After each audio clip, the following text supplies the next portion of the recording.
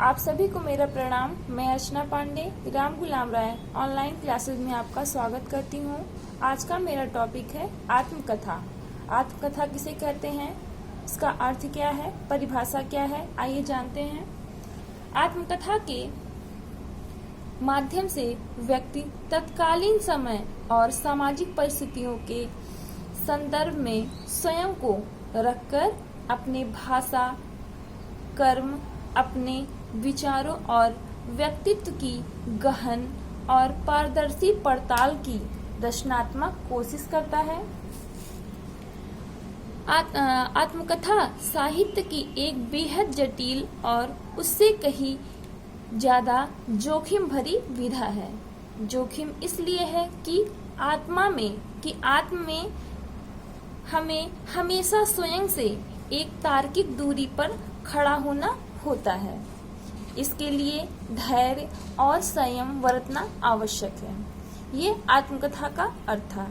Oxford dictionary में autobiography का अर्थ लेखक की अपने जीवन की स्वयं लिखी कहानी के रूप में दिया गया है। हिंदी साहित्य कोश में आत्मकथा का अर्थ आत्मकथा लेखन के अपने जीवन का संबद्ध वर्णन है। हिंदी साहित्य कोश में आत्मकथा का अर्थ आत्मकथा लेखक के अपने जीवन का संबद्ध वर्णन है। अब आइए देखते हैं आत्मकथा विधा का विकास कैसे हुआ है। हिंदी में आत्मकथाओं की एक लंबी परंपरा रही है। हिंदी की प्रथम आत्मकथा बनारसी दास जैन द्वारा कृत अर्ध कथा 1661 ईस्वी में है। आत्मकथा शब्द का पहला प्रयोग सन 1796 ईस्वी में जर्मनी में हर्डर ने किया था। तब तक आत्मकथा एक ऐसी जीवनी मानी जाती थी जिसे कोई व्यक्ति स्वयं लिखता था। मतलब आत्मकथा स्वयं अपने बारे में लिखना होता है।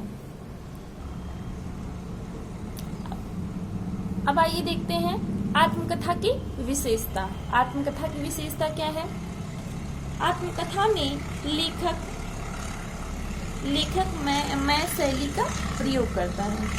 मतलब आत्मकथा में लेखक मैं शैली का प्रयोग करता है। आत्मकथा में लेखक अपनी अच्छाइयों एवं बुराइयों दोनों का बड़ी तटस्थता के साथ वर्णन करता है।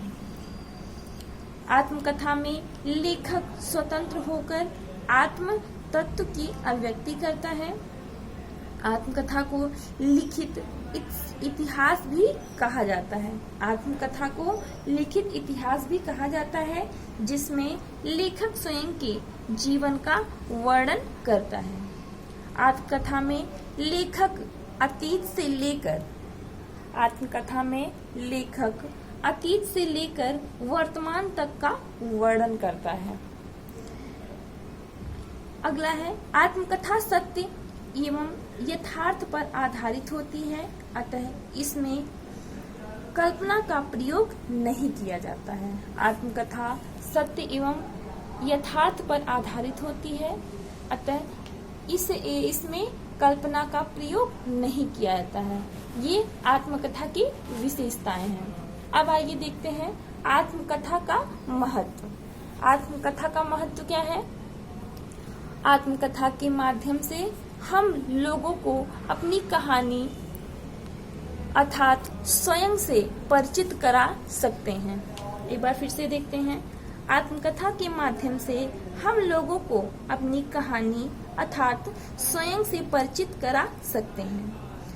अगला है हम अपने परिवार के इतिहास को सुरक्षित रख सकते हैं। आत्मकथा के माध्यम से हम अपने परिवार के इतिहास को सुरक्षित रख सकते हैं। अपनी कहानी के माध्यम से लोगों को प्रेरित कर सकते हैं। आत्मकथा के माध्यम से हम माध्यम से लोगों को प्रेरित कर सकते हैं।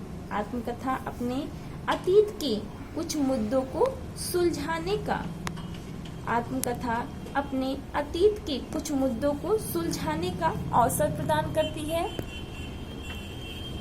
यह स्वयं को आत्म अनुशासन विकसित करने के लिए प्रेरित करती है। आत्मकथा स्वयं को आत्म अनुशासन विकसित करने के लिए प्रेरित करती है। स्वयं में सुधार करने के लिए विचार प्राप्त होते हैं। स्वयं में सुधार करने के लिए विचार प्राप्त होते हैं। ये आत्मकथा का महत्व था।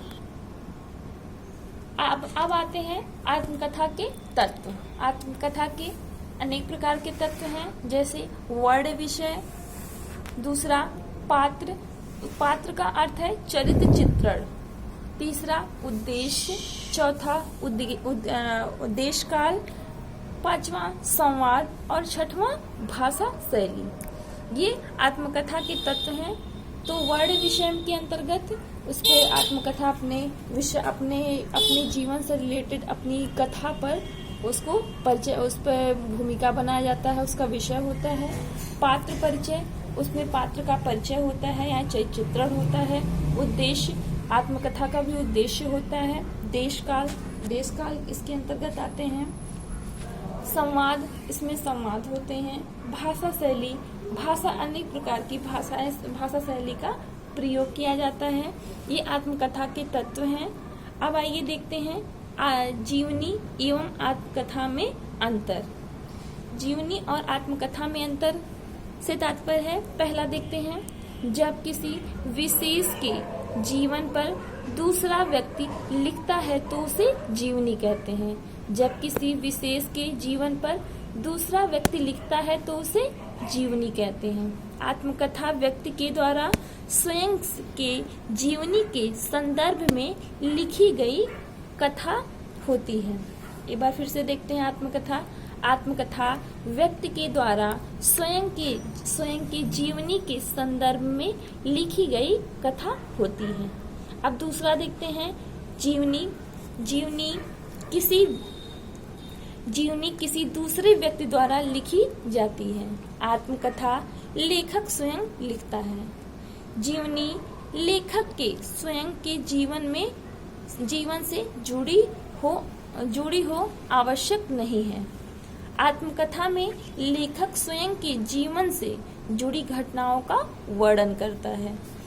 जीवनी वस्तुनिष्ठ होती है, आत्मकथा आत्मनिष्ठ या आत्मिक होती है, अपने बारे में होती है। जीवनी लेखन की शैली वर्णात्मक होती है, आत्मकथा लेखन की शैली अव्यंजनात्मक होती है। हो गया? चलो जीवनी शिक्षण के सोपान। अब आइए देखते हैं जीवनी शिक्षण के अनेक प्रकार के सोपान हैं। जैसे पहला सामान्य प्रारंभिक बातें, दूसरा है सामान्य उद्देश्य, तीसरा है विशिष्ट उद्देश्य, चौथा है सहायक सामग्री, पांचवा है पूर्व ज्ञान, छठवां प्रस्तावना, सातवां उद्देश्य कथन, आठवां प्रस्तुतिकरण, नौवां बोध प्रश्न, 10वां पुनरावृत्ति के प्रश्न और 11वां गृह कार्य। तो आइए इसके बारे में चर्चा करते हैं प्रत्येक के बारे में। जैसे पहला है सामान्य प्रारंभिक बातें। इसके अंतर्गत विद्यालय का नाम, शिक्षक का नाम, विषय, उपविषय, दिनांक, कलांश आदि का उल्लेख होता है। मतलब जीवनी शिक्षण करने से पहले सबसे पहले सामान्य प्रारंभिक बातें में विद्यालय का नाम, शिक्षक का नाम, विषय क्या है, उपविषय क्या है, दिनांक, कलांश क्या है, किस पीरियड में पढ़ाना है आदि का उल्लेख होता है। दूसरा सामान्य उद्देश्य। सामान्य उद्देश्य के अंतर्गत जीवनी तथा आत्मकथा के सामान्य उद्देश्यों को प्रस्तुत किया जाए कि उसका जीवनी का उद्देश्य क्या है, आत्मकथा का क्या उद्देश्य है, इसके बारे में उसको बताया जाए छात्र को। तीसरा है विशिष्ट उद्देश्य। विशिष्ट उद्देश्य किसी लेखक के जीवनी या आत्मकथा से छात्रों का परिचय कराया जाए। चौथा है सहायक सामग्री के अंतर्गत किसी लेखक का चित्र हो तथा अन्य सामान्य कक्षा शिक्षण के उपकरण हो, मतलब मॉडल भी हो सकता है।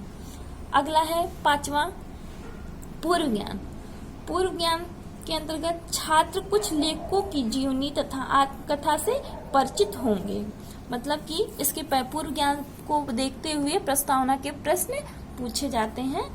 ये शिक्षक क्लास में जाते ही पहले पूर्व ज्ञान से परिचित होते हैं, उसके बाद प्रस्तावना के प्रश्न करते हैं। तो 6वां क्या है? प्रस्तावना छात्रों से किसी लेखक की जीवनी आत्मकथा से संबंधित प्रश्नों को करते हुए प्रस्तावना निकलवाते हैं। प्रस्तावना में 3 से 4 क्वेश्चन होते हैं। लास्ट चौथे क्वेश्चन में समस्यात्मक प्रश्न होते हैं। आइए अब देखते हैं उद्देश्य कथन। उद्देश्य क्या है? मतलब शिक्षक जो पाठ पढ़ाने जा रहा है उसका उद्देश्य क्या है, उसके बारे में जानते हैं। छात्रों को जिसकी जीवनी या आत्मकथा पढ़नी हो उसके विषय में बताता है। अगला है 8वां प्रस्तुतिकरण के अंतर्गत शिक्षक द्वारा जीवनी तथा आत्मकथा का उल्लेख किया जाए। शिक्षक के द्वारा जीवनी तथा आत्मकथा का उल्लेख किया जाए। अब आता है 9वां पॉइंट्स क्या है? बोध प्रश्न जो भी पढ़ाया गया है, सामान्य प्रारंभिक बातें, सामान्य उद्देश्य, विशिष्ट उद्देश्य, सहायक सामग्री, पूर्व ज्ञान, प्रस्तावना के प्रश्न, उद्देश्य कथन, प्रस्तुतिकरण। अब ये जो भी करवाया गया है, जो भी क्रियाएं हुई हैं, उसके बाद पुनरावृत्ति के प्रश्न होते हैं, बोध प्रश्न होते हैं। बोध प्रश्नों में छात्रों से पाठ से संबंधित बोध प्रश्न किया जाए, जो पढ़ाए हैं उससे संबंधित क्वेश्चन किया जाए, वो बोध प्रश्न में आते हैं। अब 10वां है पुनरावृत्ति प्रश्न के अंतर्गत शिक्षक छात्रों से जीवनी या आत्मकथा से संबंधित पुनरावृत्ति के प्रश्न करता है, मतलब जीवनी पढ़ा है, आत्मकथा पढ़ा है, उससे रिलेटेड पुनरावृत्ति के प्रश्न किए जाते हैं। अब आया गृह कार्य गृह कार्य के अंतर्गत गृह कार्य से छात्रों को पढ़ाए गए लेखक की जीवनी या आत्मकथा लिखने को दी जाए, मतलब इसमें गृह कार्य सब कुछ करने के बाद गृह कार्य दिया जाए छात्र को, जिससे वो दूसरे दिन करके ले आए। तो ये जीवनी शिक्षण के सोपान थे। तो आज का टॉपिक मेरा आत्मकथा यही समाप्त होता है।